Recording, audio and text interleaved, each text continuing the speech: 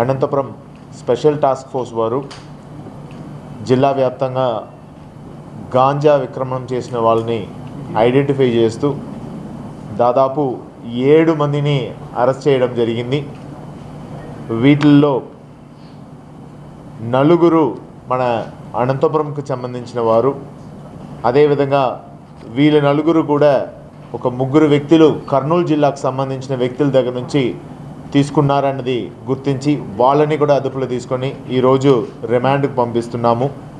వీళ్ళ దగ్గర నుంచి దాదాపు 6.5 kg గాంజా స్వాధీనం చేసి ఈరోజు వీళ్ళని రిమాండ్కి తరలిస్తున్నాం. అదేవిధంగా నిన్న అనంతపురం 3 టౌన్లో చైన్ స్నాచింగ్ ఘటన ఏదైతే జరిగిందో ఆ విషయం మీద ఇద్దరిని ఈరోజు అరెస్ట్ చేయడం జరిగింది.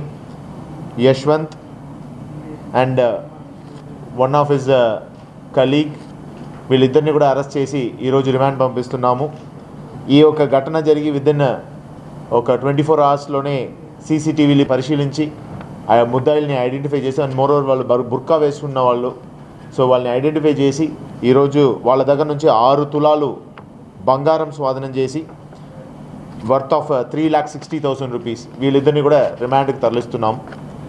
ఈ యొక్క గాంజాకు సంబంధించిన విషయం అయితే ఇక్కడ మన జిల్లాకు సంబంధించిన 4 ఎవరైతే ఉన్నారో వీళ్ళు 1 kg గాంజాని దాదాపు 15,000 అన్న చొప్పున తీసుకొని 300 ప్యాకెట్గా మార్చి మళ్ళీ వీళ్ళు డిస్ట్రిబ్యూట్ చేసినది గుర్తించడం జరిగినాయి.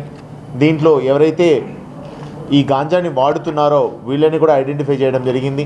వాళ్ళకి కౌన్సిలింగ్ అండ్ రీహాబిలిటేషన్ కోసం already concern department, medical and health డిపార్ట్మెంట్కి లెటర్ కూడా పెట్టి వాళ్ళని కూడా అప్పచెప్పడం జరిగినాయి. ప్రజలు కూడా గాంజా విక్రయం, అదేవిధంగా ఈ గాంజా సేవిస్తూ ఉన్న వాళ్ళ మీద ఇన్ఫర్మేషన్ని డయల్ 100 కానీ 9440799680 నా నంబర్కి ఇస్తే ఖచ్చితంగా వాటి మీద చర్యలు తీసుకోవడం జరుగుతాయి.